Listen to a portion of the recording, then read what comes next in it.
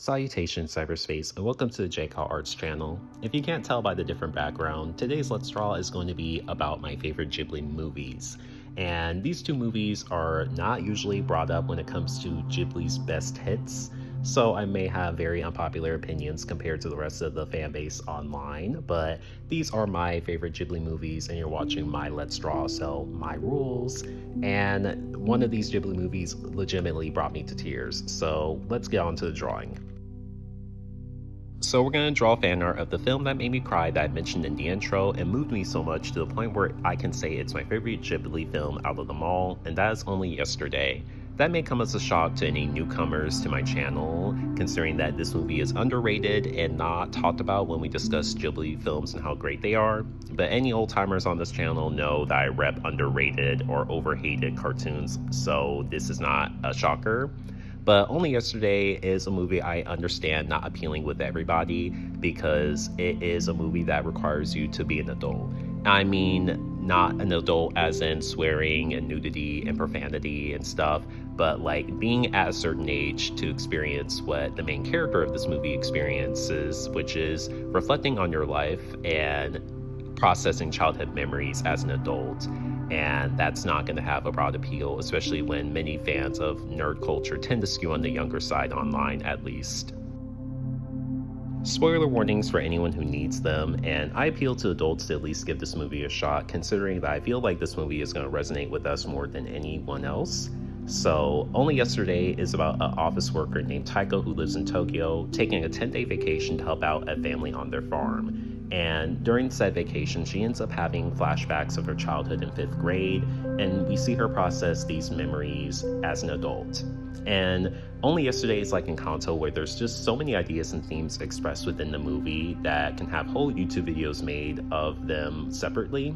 But one of the themes, and the most poignant for me, is healing your inner child by fulfilling childhood dreams that weren't met. So Taiko ends up doing this by taking the offer of the family of the farm she worked on to stay permanently by marrying the son that she fell in love with. And this is because she had memories of this too, where she always wanted to visit the countryside and her family never did as a kid because all their family lives in Tokyo. And so Taiko ends up fulfilling that dream by doing this at the end of the movie. And it's the close to end movie scene that I'm drawing of her on the train, thinking about the offer the family made to her.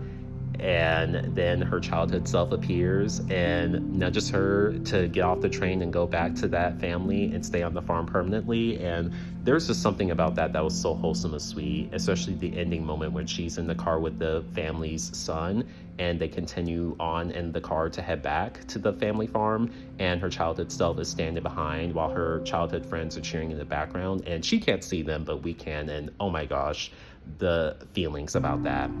There's also discussion about how Taiko's experiences can really resonate with autistic people, and it's because moments where, you know, she has these experiences that autistic people can relate to too much. So she had the discussion with her sister on the phone about childhood memories she had, and this is right before she was heading out to visit the family farm she was working on. And her sister said something to the effect of, "Oh, Taiko, why do you hold on to such childish memories?" and then laughs. And I perceived as her taking a shot, because ISD people, we know that we have shitty people in our lives who take advantage of the fact that we don't always pick up on nonverbal cues to take shots and make passive-aggressive jabs like that. And Taiko also had a childhood memory of her mom basically talking smack behind her back to her sisters because she brought home a bad grade from school. And again, people with ASD, we have the experience of being ragged on for things that neurotypical kids and people do all the time, because kids, we bring in bad grades, autistic or not. And she then, in that memory, walked into her mom screaming she's not a normal child, and you just see her childhood self just deflated. And again, people with ASD, if you experience something similar, you just feel that pain. And I also feel like another theme of the movie is dealing with life disappointments, because Taiko ended up being scouted in the 5th grade, and this is a memory where that scout wanted her to perform at a play in Tokyo University, and everyone in her family was actually supportive of her, and she was excited to take the opportunity, but her dad didn't want her to do it and had her mom deny the scout. He couldn't even do it himself.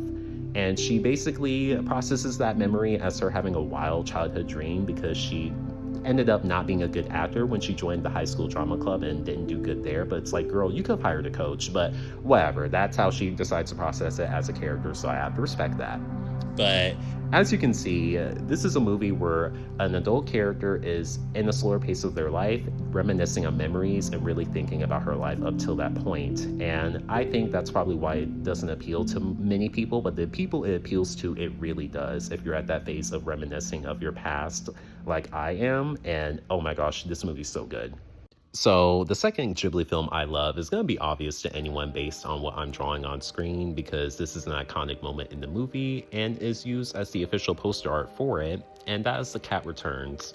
The Cat Returns is in stark contrast to Only Yesterday, where this is a movie I put on when I want to have fun and laugh and feel good at the end, whereas Only Yesterday is a movie I put on when I want to be reflective about my life, have an existential meltdown, and bawl my eyes out. So yeah. And The Cat Returns is a movie I enjoy watching more, but Only Yesterday objectively is better to me personally. And so, yeah, I love this movie as well.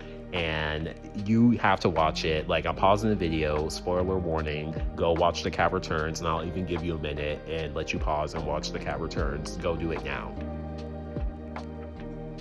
All right, anyone watching past this point, I'm assuming has watched the movie, so let's continue. So, The Cat Returns is unique out of Ghibli's work because it's Ghibli's only sequel, and that's because this is supposedly a book that another character wrote in another movie. And this is Shizuku from Whispers of the Heart, and she is the main character of that movie pursuing an author career, and The Cat Returns is based on the book she wrote in that movie. And so Shizuku from Whispers of the Heart, you wrote a damn good book, because it certainly makes for an amazing movie. And The Cat Returns is just literally what I envision would be Ghibli's attempts to make Alice in Wonderland, because it's basically a main character just going for a crazy, wacky ride to fantasy lands that are not familiar to her. And let's just get to this plot. So, The Cat Returns stars the main character, Haru. She is a klutz who's funny. She is always late to school and trips over herself constantly. And she ends up saving the life of a cat who was crossing the street and almost got hit by a massive truck. And she ends up realizing that cat is unique because he ended up standing on two legs and thanking her when they were having a moment together alone. And then later that night, she ends up having a procession of his subjects and the king come to her house and basically offer his hand in marriage to her as a reward for saving him, and other gifts. And you just see how the cats give her mice and cattails in her yard, and basically not understanding that she's a human, not a cat. And when they make the offer for her to marry the cat prince, she's like, oh my gosh, I can't do that. I'm a human. I can't fall in love with a cat. That's weird. But then she has a moment to think, well, I'm a klutz and I just don't feel like I fit in with the human world, so maybe I might as well give the cat world a shot. And it's like, girl, you can barely fit in anywhere because you're so clumsy all the time. Cats are the most agile, on-point creatures on the planet. And then she ends up trying to get help from the Cat Bureau, and this is where we meet another character invented by Shizuku in Whispers of the Heart, and that is the Baron. But she ends up being followed by the Cat Kingdom's subjects, and they drag her off to get married into the Cat Kingdom. And she reiterates again that she can't get married to a cat, but then she's already fallen for the Baron, who's effectively a cat man, but a statue. And so it's like, well, you kind of already have. And they turned her into a cat as well. Someone straight up dies, and that is Muda, the big fat white cat that she ends up meeting first to lead her to the Cat Bureau in the beginning of the movie. And he dies by over-consuming Jell-O and getting stuck inside a big pool of Jell-O, because that is how them fat-ass cats be doing. And then she ends up trying to escape at the end, and she realizes that this is all a ruse because the cat prince's father wanted to marry her himself, and it's implied that he's done this to other girls and women too. And basically we end up realizing that the Cat King would fit in well with the Epstein billionaire circle if he existed in real life as a human, but at least he aims for people who are of age. Well, actually no, she's in high school, never mind. Oh my god, but this movie is just goofy as hell. It's quite a wild ride and experience that you just have to take on. And I'm gonna say something that's very controversial, and I don't care because I'm gonna puff my chest for this movie because I love it so much. Haru falling for the Baron, and like, the Cat Baron is such a cool protagonist and a cool character for Haru to fall in love with, to where her cute little like romantic thing for the Cat Baron is more wholesome than sweet than Twilight and Beauty and the Beast in 1991 put together. I said the damn thing, because at least she ain't being locked up and imprisoned against her will in a castle and having a weirdo basically stalk her all day. So the Cat Baron's a more nicer, loving, romantic target for a main character's affections than the Beast or Edward ever could be. There you go. I said the damn thing. Yeah, I love this movie.